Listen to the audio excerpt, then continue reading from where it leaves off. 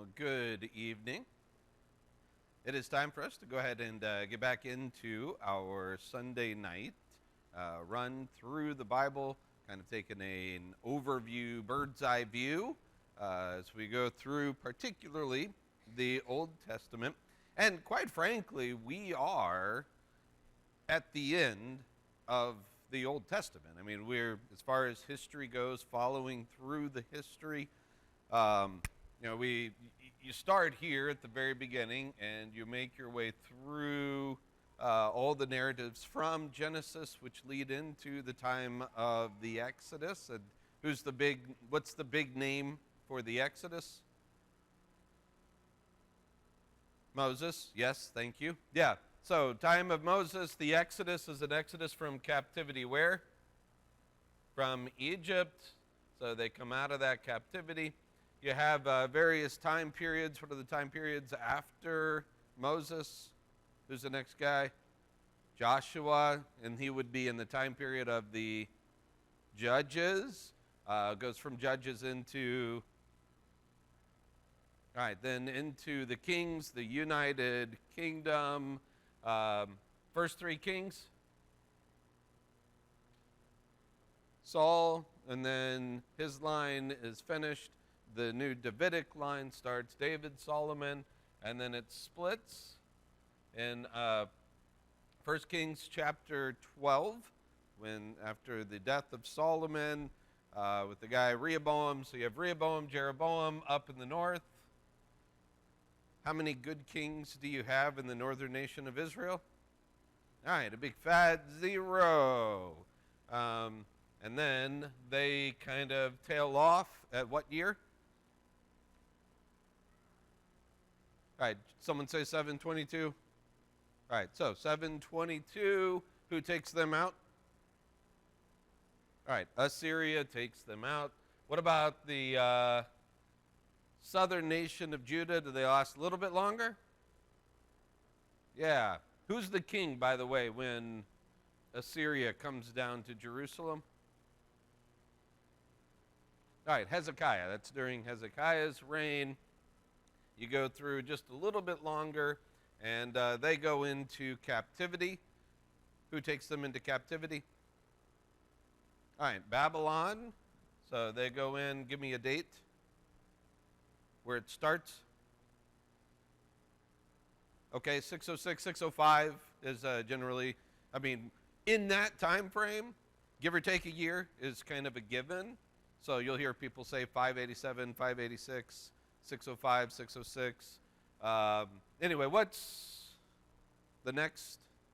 There's 3 stages, right? What are those 3 stages? 605, 597, and then 587. So how long do they spend in their captivity? All right, 70 years do they come out of it? Yes, they do, right? They are brought out of captivity, and they are able to return to the land and move forward into what we call the intertestamental period, the silent years, Second Temple, Judaism, whatever phrase, however you would like to depict this. This basic picture right here takes you through the Old Testament. And so if you can just kind of get this picture down, and it's not to scale, obviously, but if you can get this picture in your head where you can draw this, then you can start making the lines with the dates and the events and everything based off of this. Does that make sense?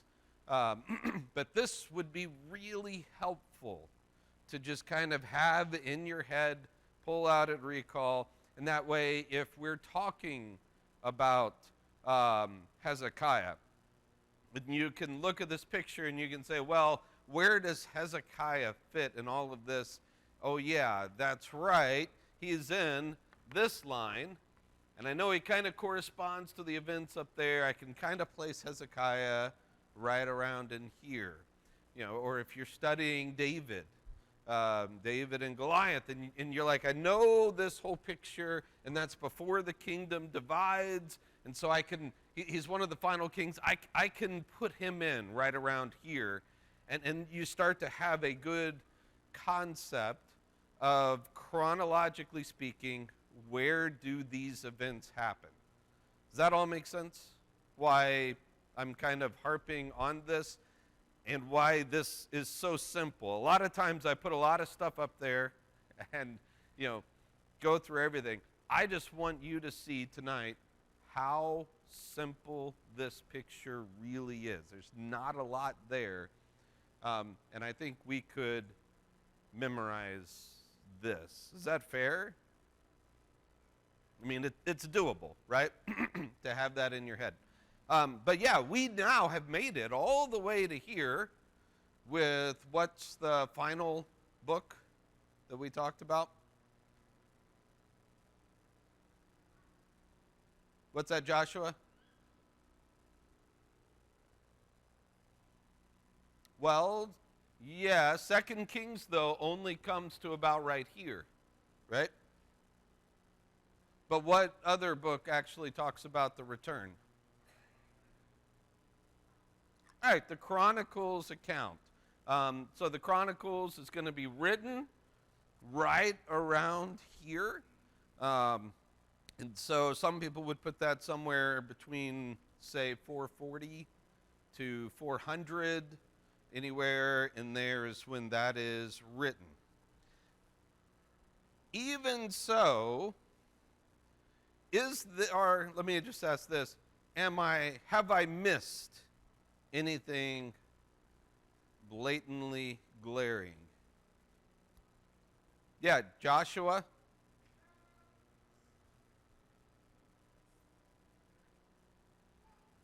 Okay, well, there's been a lot of miracles that have taken place. Isaac, what have I missed?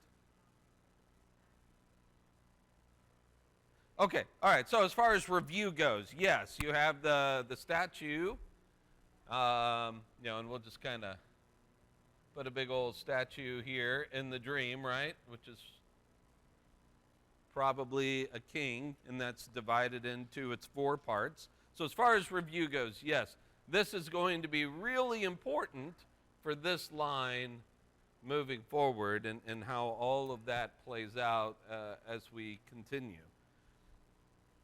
But what about back here?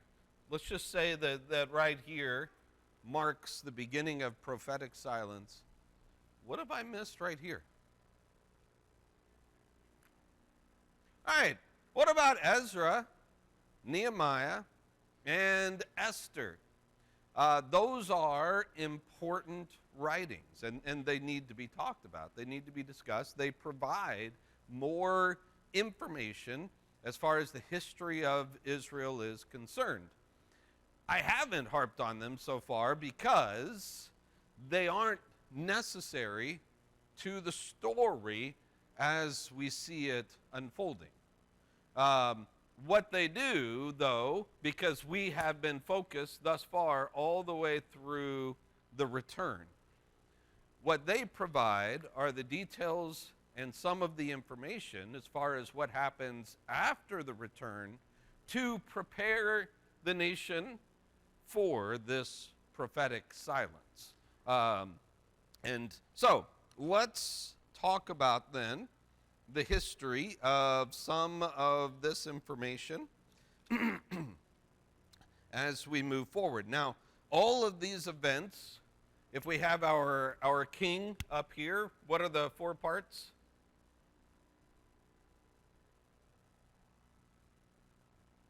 What's that? The head of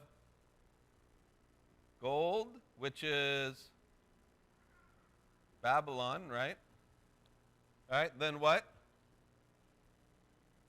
The chest and arms of silver, which I heard someone say is Persia. All right, and that's as far as we necessarily need at the moment. We'll spend more time talking about the others, which are what kingdoms? All right, Greece and then Rome. But these are the ones that are pertinent to the text of the Scriptures. Now, in which of these are we going to find the events of Ezra, Nehemiah, and Esther? Which one? Okay, all of these occur in the time period of Persia because who was it that allowed Israel to return to their land?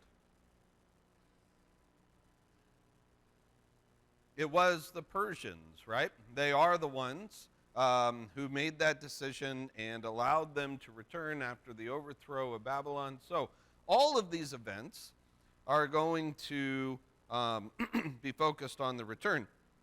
Now, put those in chronological order. Ezra, Nehemiah, and Esther. Which one chronologically is first?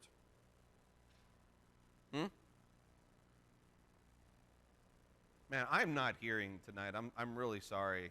All I'm hearing is so Esther. All right, thank you. Yes. All right, so they come in the order. Esther. You know what? I don't want to write there because we're going to write something else there in just a second. Let me just put them over here. All right, Esther, then. All right, Ezra.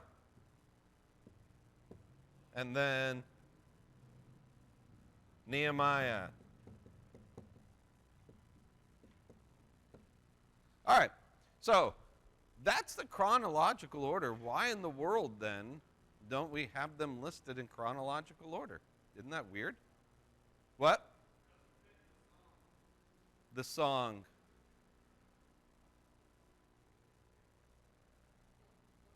I don't know what song you're referring. Oh, okay, gotcha. All right. I never actually learned that song. I learned one for the New Testament. I just powered my way through memorizing the Old Testament book. So I couldn't even tell you what the song is for the Old Testament.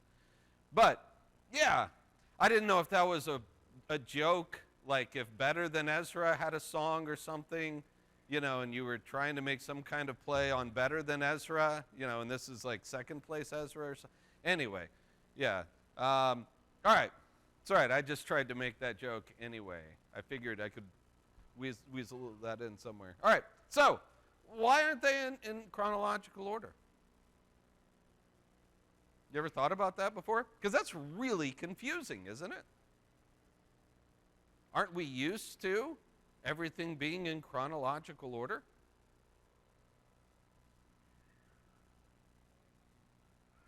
No? Okay. Well, we're getting down the right track. But we don't put Job in our books of history, right? Job is not. Don't hear what I'm not saying. I think you can argue very well for the historicity of the story of Job. The book of Job is not a book of history, though, right? I think we understand that. We're not reading the very words that these people spoke in a very high level of Hebrew poetry as they talk to one another through these various stories, right? Job is a book of wisdom, and I think we rightly place Job in the wisdom books. But we put Esther right smack dab in the middle of the books of history. And then we put it out of order.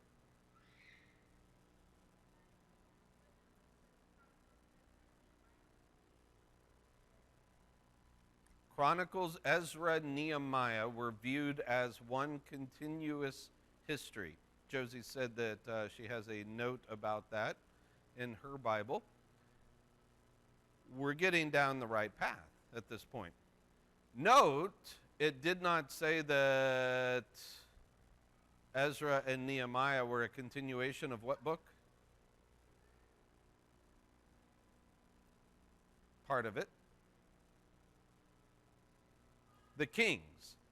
The King's account doesn't continue on with Ezra and Nehemiah as far as the way that we're supposed to think of them. They are the sequels to the Chronicles account. And they have been placed with the Chronicles account. Incidentally, if you were to pick up a Hebrew Bible and the Hebrew's arrangement of things, y'all are familiar with the fact that the Hebrew Bible arranges things differently, right? The Tanakh, you guys have heard that, the Torah, Nephiim, Keviim, right? You know, you've heard the different places or the different arrangement. Everybody's familiar with that? Is that fair? No? Okay, the Torah is the law. And then you have the Torah, and then the prophets is the second section. And that includes not only what we would call the books of the prophets, but also all of the historical books are considered books of the prophets because they were considered to have been written and kept up by the prophets. And when I say historical books, I'm talking about what I call the Deuteronomistic history, Joshua, Judges, not Ruth. Incidentally, Ruth is somewhere else, so not Ruth. But the Samuel scroll, the King's scroll, and then you have the prophets as well. The last one is called the writings, and it's not exactly correct to think of it as a hodgepodge of everything that's left, but it's not exactly wrong to think of it that way. But it is encompassed in large part based on the wisdom poetry. You know, it kind of begins with that. Sometimes the entire section of the writings is encompassed with the idea of the Psalms. You might hear, in the New Testament, the law, the prophets, and the Psalms or something. Well, that's referring to not just the book of Psalms, but all of what's called the writings in that category. And Chronicles is part of that. And Ezra and Nehemiah are part of the writings. They would not have been considered what we would call the historical books. That is, the writings of the prophets. Does that make sense? Like in the Hebrew Bible, it was in a different section. They didn't connect Ezra and Nehemiah with the King's account. It was the spiritual successor of the Chronicles account. Esther wasn't even viewed as one of the historical books type of a thing. We treat it as one. We have it in there. But notice we even, in our order of the scriptures, we even recognize this has got its own little thing going on, right? It's not written like the rest of the historical books. It's not written like any of the prophets. This thing is written on its own standalone narrative way of doing things. And what is the purpose of the book of Esther? Is it trying to say, here are the events that you need to know about that occurred for the nation of Israel after they returned from captivity? Yeah, Joshua? Okay, it does happen after they return, but is that its purpose? What do you know about the book of Esther? What's its function? What's its purpose?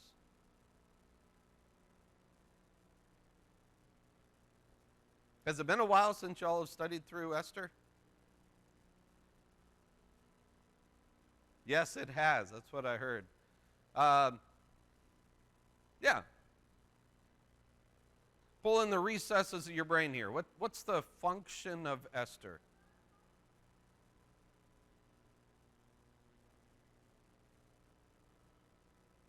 Yeah, Jeff?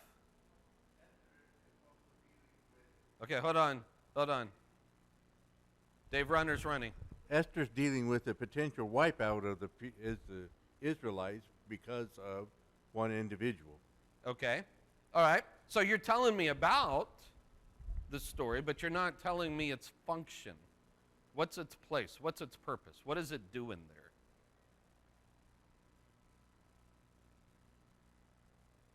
Yeah, Kelly?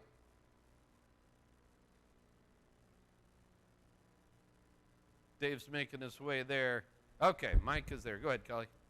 It's the Genesis story for the Feast of Purim, I think. Okay. And I can't remember the bloodline, but it introduces an important bloodline that they're like this. Out of this union comes somebody important. It might have been Jesus. I don't remember, but it's also the Genesis story of a descendant that was important. Okay. Be careful that you are not conflating the Esther and Ruth stories. Ruth does that at the end, the important bloodline thing. But you're absolutely right. As far as the place and the purpose of Esther, this is the etiology for Purim. That's what it's there for. There's a brand new holiday, holy day that they have, the Feast of Purim, and this explains why it's there. Why do we have Purim? Well, let me tell you the story. And it's not written like an historical account. It is written in such a way that on the Feast of Purim, the rabbi can stand up and read Esther, and everybody can have a lot of fun while he's reading it. And you can boo, hiss, and make noises with your noisemakers and things when Haman is talked about, the evil person. Or when Mordecai is mentioned, everybody cheers and gets up, or even Esther to some degree. You have, it's a celebratory story. It's not written to be an historic book. It's not written for people to just simply read through and understand, oh, this must be the history. This is the historical count of X, Y, or Z. It is very much a part of a feast holy day. And that's the way that it has been treated.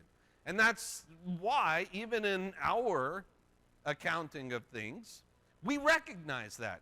We don't put it in its chronological place. We say, well, it fits here, but we're going to let Ezra and Nehemiah continue their place as the successors of the Chronicles, and then we're going to tack Esther on as well, because we don't really have a better place for it. Kind of like Ruth, where Ruth just kind of gets shoved in there after the time period of the Judges and before the time period of Samuel, and you say, yeah, it fits. Well, we're kind of doing the same thing with Esther here, where we're like, it's kind of like an historic book, and so we're going to put it here before we move on to the next section, in getting into the wisdom books. But we understand it's not on the same level as an Ezra or a Nehemiah as far as trying to give us a larger history of the events of the people of Israel. Does that make sense? All right, now, that being the case, because chronologically speaking, it does come first, let me, I had to write these dates down because these are a lot that I just don't keep in the forefront of my head a lot. But I want us to at least have a picture of these Persian kings. Cyrus, the first king, he's the one who overthrows Babylon. His reign runs from 550 to 530. He is the king during the time of the return and allows the return. And then he gives his kingdom to his son, Cambyses. And I may or may not be pronouncing that one correctly. And his son reigns from 530 to 522. His son is kind of a tyrant. He's not a very good leader. And in fact, he puts a halt to something that's really important to the Jews. What is that? Yeah, Isaac? Yep, the rebuilding of the temple. They lay their foundation and they're starting to work on it and all of that. And then Cambyses takes over and he's pressured by neighbors around Jerusalem and such. And he says, oh, hey, guys, nope, stop. You're not allowed to build the temple. So what do the people do? They stop.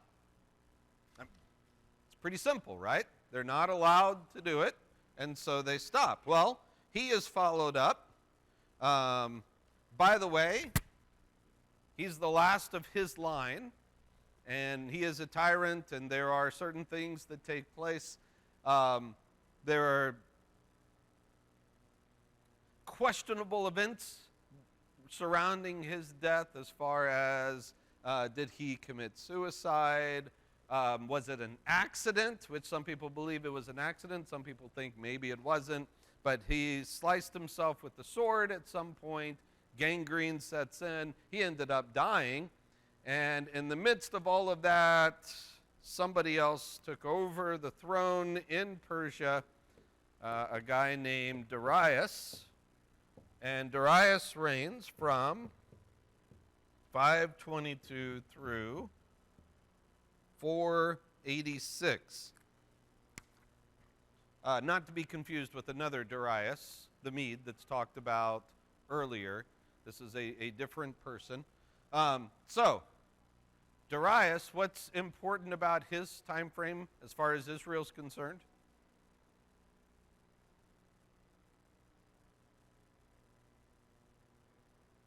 What's that? They were doing that up here with Cyrus. What's that? Not quite yet. Esther's not on the board quite yet. She will be very, very soon. But what did Cambyses say? No temple.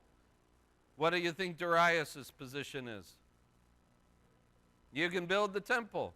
So, who do you think, do you remember, comes and talks to the people of Israel? Who was sent to them during this time? Prophet that talks about rebuilding the temple, if that helps.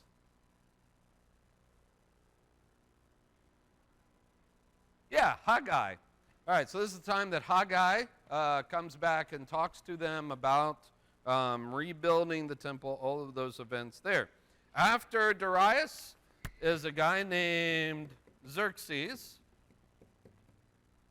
and he reigns from 486 through 465. Sue, are you aware of anybody that might come into play during the time of Xerxes?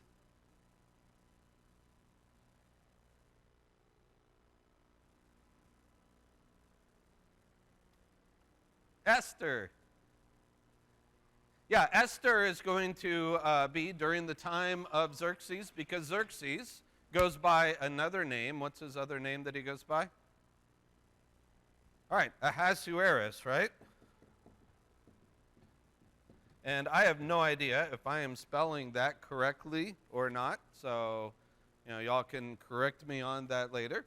But this is the time frame of the story of Esther. Also, Xerxes. He is, as far as all of these kings go, perhaps the most famous of the Persian kings. Why? Historically speaking, not Israelite history, just history in general. Why? What do you know about Xerxes?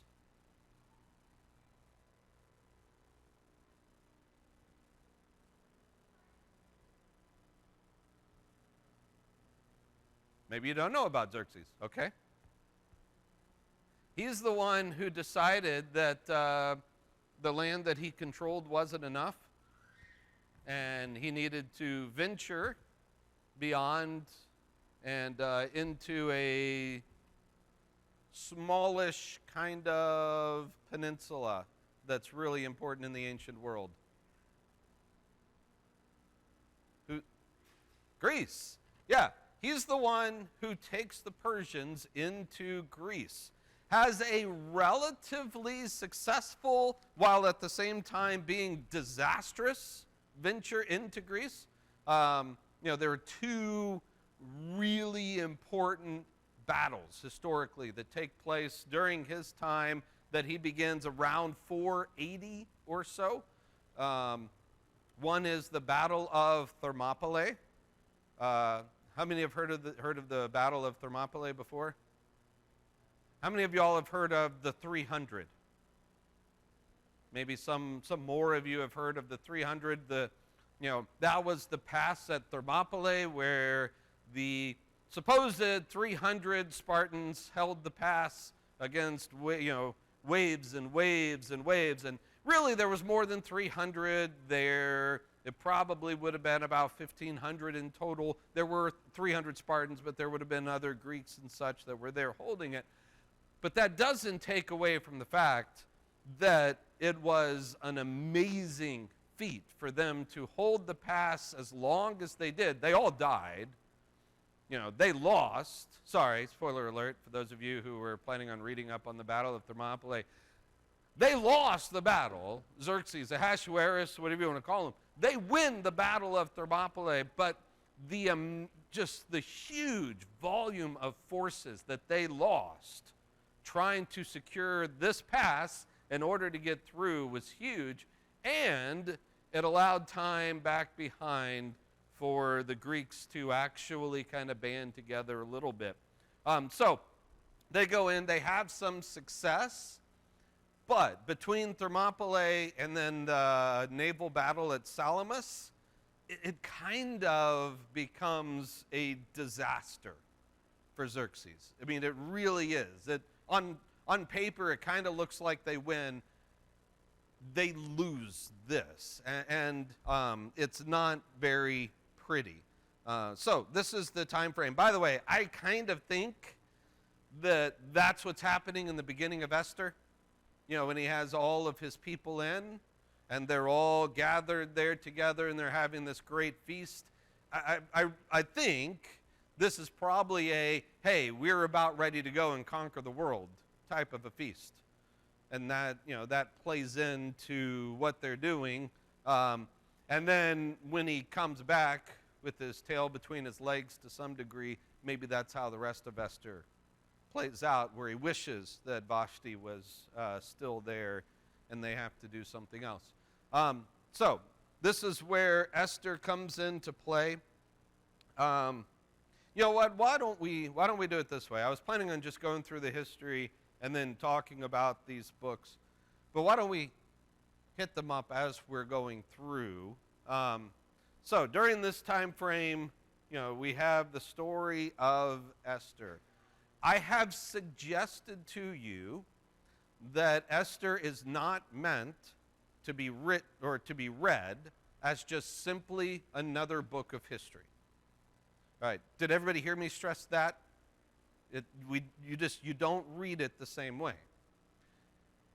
When we study Esther, and someday we'll probably do a prolonged study of it because there is enough in Esther to have a good prolonged study of it. It's very important that we remember that we're not just reading history. We are reading what somebody put together for a celebration of Israel. Therefore, we should anticipate that the style of the writing is going to be done in such a way that it is engaging, and it uses all kinds of literary tricks and literary devices. It's written not to just simply be a something that you read coldly and superficially and read through it. But how is Xerxes, for instance? When you get through this story, what do you think of Ahasuerus? How is he written in this story? Have you ever thought about that before?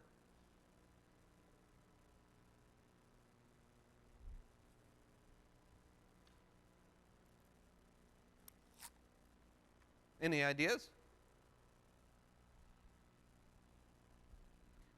Okay. Does Ahasuerus, until you get really to the very end, and even then at the very end, you have some questions on this. When he has to make a decision, does he just make a decision? If you remember the story of Esther? He doesn't, right? At all. I mean, this guy can't think for himself to save his life. And it starts off, and just kind of think about how this whole story starts off. Yeah, Ryan? He does. Ryan said he kind of seems like a narcissist. He does, but I almost think you might be giving him too much credit. Because the writer of Esther does not paint him in a good light. How does he start off this story? Very first thing that he does is to what? Okay, well, he has this feast, and he says, hey, bring my wife in for her to do this. That's not a good thing, but whatever. It's a different culture. Take it for what it is. But she refuses to come into his presence, right? And he goes, what am I going to do? How can I handle this? Oh, woe is me. And he turns to his counselors and says, what should I do about this? And they say, well, you need to make sure that she doesn't set a bad example for everyone else. So you need to punish her. What's her punishment? No? No, what's her punishment? She refused to come into the presence of the king. So what's her punishment? She's not allowed to come into the presence of the king. Now, can you see how silly that is? It's like, oh, Vashti, you won't come before me. It's like, how many of you guys have ever tried to train a dog before?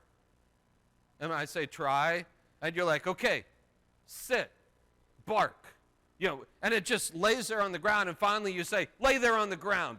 Yes, got it. Man, I've trained this thing, right? No, you're just telling it to do what it's already doing. How effective is that? What does that mean? Who cares, right? That's how the story starts off. She won't come before the king, and so they say, well, punish her by telling her, you can't come before the king. Good idea.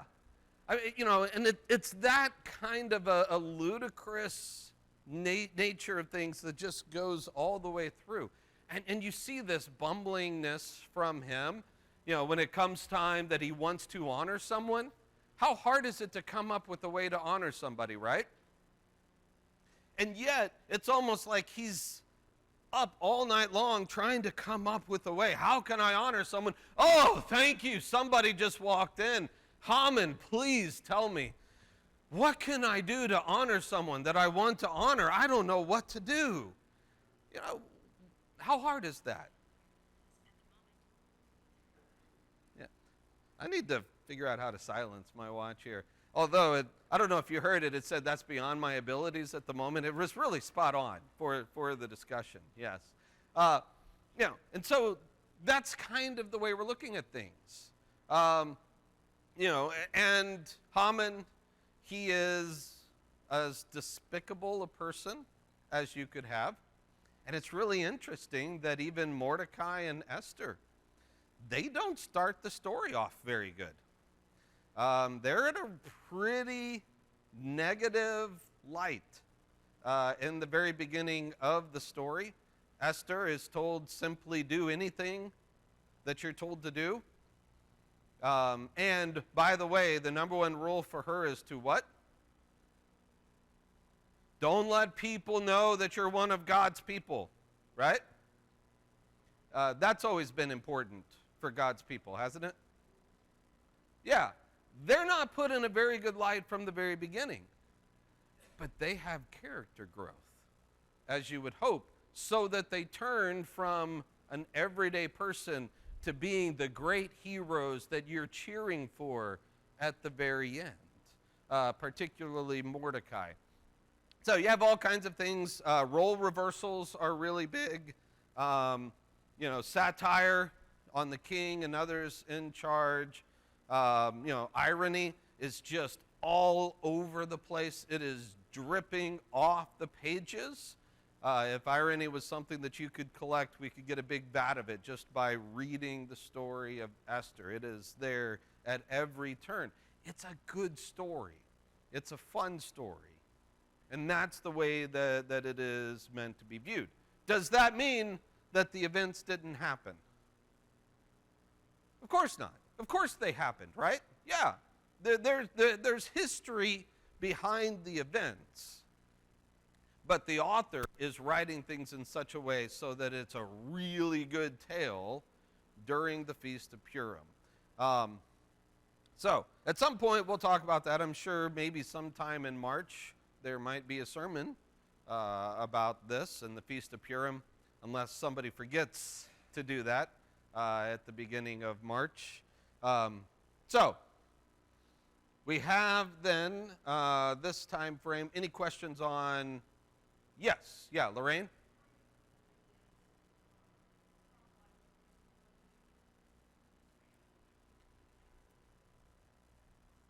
Esther would be in here. We don't have specific dates. Like I said, my just personal take on it is probably the whole thing with Vashti takes place as they're about to embark. And the Battle of Thermopylae, I'm almost positive is dated to 480. I could be wrong on that, but I'm pretty sure that one is a fixed point in history at 480. So a little before that, and then you have a span of time before they return, or whatever the case is. However it works out, from then you have the rest of the story. So that's where I would place that. All right, questions on Xerxes? And because of this, he is the most famous of the Persian kings because of his invasion of Greece and the limited successes that they did have. He is, if you were to play any of the civilization games as the Persian Empire, Xerxes is going to be your guy, usually, that you're going to be talking to. They might do a Darius. They may have done that. But usually, it's going to be Xerxes. Okay. So moving down, after Xerxes, you have a guy named Artaxerxes. I probably should have looked up. I think the Arta may just be after. I don't know. It would make sense. The Artaxerxes, or maybe son of Xerxes, and he reigns 464.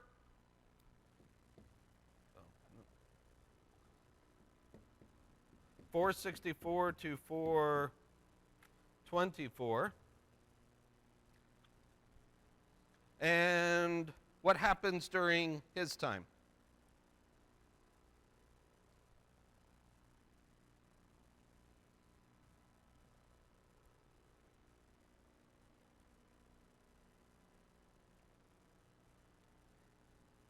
Israel history, what happens?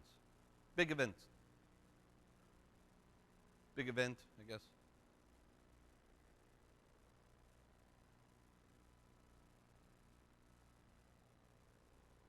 Nobody? It's on the board.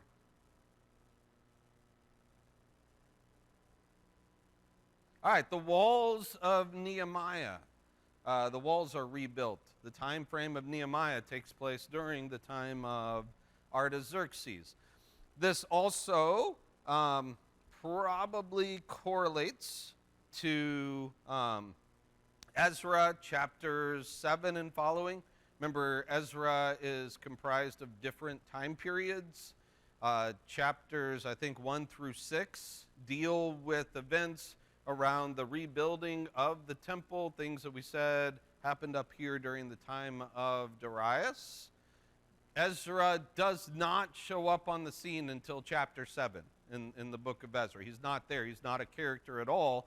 It's as if he's just simply compiling notes and histories and things up until chapter 7. And then in chapter 7, Ezra is mentioned for the first time. And then the rest of that is kind of a little bit earlier and overlaps the time frame of the events of Nehemiah. That's why Ezra shows up in Nehemiah. So, you know, the building of the temple, we'll just say, takes place up here. And then you have Esther here, and then the walls and Nehemiah, which we're going to spend some time talking about at some point this year through some sermons. So I'm not going to spend a whole lot of time talking about Nehemiah. But one of the things that you do find, who is Nehemiah? What's his relationship to Artaxerxes? Yeah, Isaac? All right, he's a cupbearer. That means he's one of the, tons of servants who carry cups around, right? Yeah, Isaac.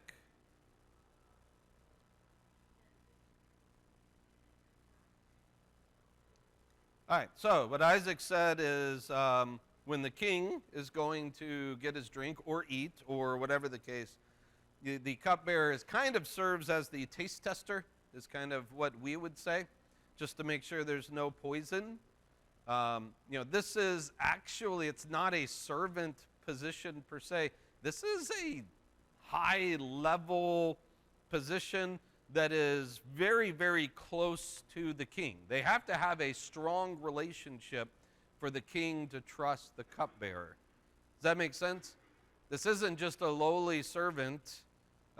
This is somebody who has a very high position connected to the king.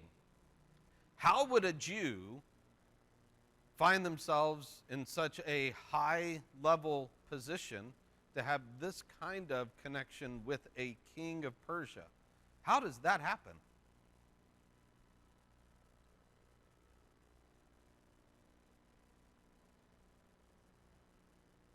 Kelly? Yeah. What about Mordecai and Esther? Does their story not pave the way for the Jews to be trusted in this kind of a way, in these kinds of positions? You can even go all the way back to Daniel, who holds his position through the beginning kings here. But yeah, Mordecai himself creates a path that you have Nehemiah, who has this very intimate relationship with the king. I mean, such a relationship that the king looks at him and goes, "Man, Nehemiah, you look sad today. What's going on?" It takes a special relationship for a king to care about somebody in that kind of a way. And that's how Nehemiah ultimately begins. As he's heard that, they've obviously gone back and the temple's built, and he assumes that everything is, just amazing utopia back in the land, and then someone comes and reports to him that the walls are in disarray, the people are acting scared, nothing's the way it should be. And he's like, well, that's not right. And that's when the king notices and sets everything in motion from there. We'll talk all about that when we talk about Nehemiah. All right, so all of this then, you have the walls. Ezra and then Nehemiah are going to be written during this time, as well as probably what other book? If Ezra and Nehemiah, then also, okay, probably Malachi. Not what I'm thinking, though. Chronicles, right? Didn't we just say that Ezra and Nehemiah kind of serve as the successors to the Chronicles? So all of these are going to be some of the very last ones that are going to be written. And even if Ezra and Nehemiah predate the writing of the Chronicles, it's all written in such a way that you should see them together. All right. So this bit of history then, after we come through, we have, in the time of Cyrus, they return. All right. And then Cambyses, they have to stop work on the temple so that with Darius, they're able to rebuild and finish the temple. In the time of Xerxes or Ahasuerus, you have the story of Esther. In the time of Artaxerxes, you have then the rebuilding of the walls, Ezra, Nehemiah, and the Chronicles accounts. This would be, as Mike said, probably around the time of Malachi, although we'll talk about the various prophets as we go through. This then, though, gives us at least a little bit of the history flowing out of the captivity and then pushing into the period of silence. What do we expect is going to take place in the period of silence? Okay. The Maccabees do, but we don't expect that to happen necessarily, right? As we are leaving, what do we expect to happen? Lorraine? Yeah. We got 2 more kingdoms, don't we? Daniel has given us the information to say, okay, I'm going to give you 4 items, and then the first 2 are going to take place in your written history, so that as you get to the end of it, you're halfway there, and you have an expectation of how things are going to go moving forward. That you are working your way through an entire empire. You go through the entire Babylonian Empire.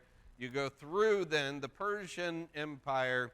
We're going to work then into the Greek Empire. What notable event, Isaac, takes place during the Greek Empire for the Israelites? All right, that's the time of the Maccabees, the Maccabean revolt. I said that for Isaac because he mentioned the Maccabees a second ago, and I shot him down. I wanted to give him a chance to have that answer and be right. So yes, the Maccabees. And then finally the Romans, after that, what should we expect when we get to the time of the Romans? What's that? The Messiah, the great stone to come and to crush this statue that is built on a fragile foundation and is going to go to dust.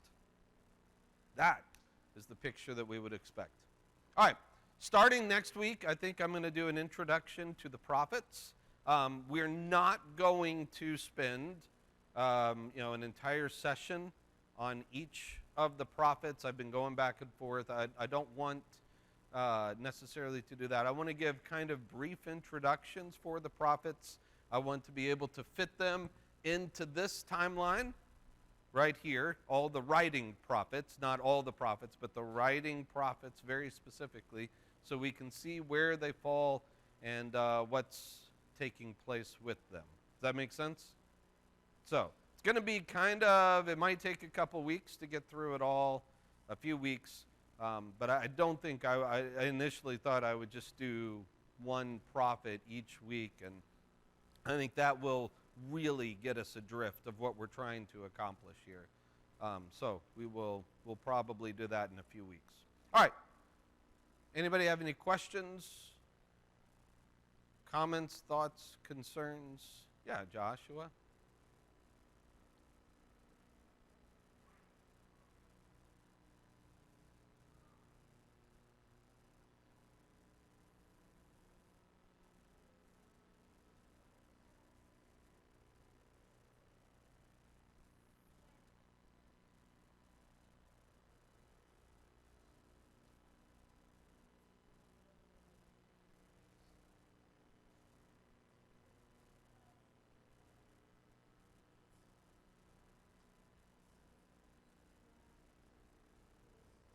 All right. That's a very good thought. Joshua was talking about in 1 Kings chapter 12 when Rehoboam decided that he wasn't going to be easy, so Jeroboam took over. And Joshua was talking about how the northern nation of Israel, I'm going to change your wording a little bit, Joshua, that they pulled away from the temple there. They pulled away from the temple. They created their own high places, and Dan and Bethel is what Jeroboam did. And in essence, that's them pulling away from the temple. I think you can also make a comparison over here of God pulling the temple away from Judah when they began acting the same kind of a way. And in essence, that's what God does by bringing the people away into captivity, but he allows them to return and allows them to rebuild the temple and reset that relationship. Yeah, very good. Anybody else? Anybody? All right. So we only had one announcement from this morning. So I'm just going, missed. So Hoyt and Amy were not feeling well. That didn't get announced this morning. So I wanted to make sure that everyone knew about them and why they weren't with us this morning. Is there anything else that needs to be brought to our attention? Mike, Jeff, Dale, Kelly, Sharam, or anybody? No? Okay, well, why don't we go ahead and close up then with a prayer together, if you'll bow with me. Our Father in heaven, you are indeed holy. We love you, and we thank you for just every blessing that we have.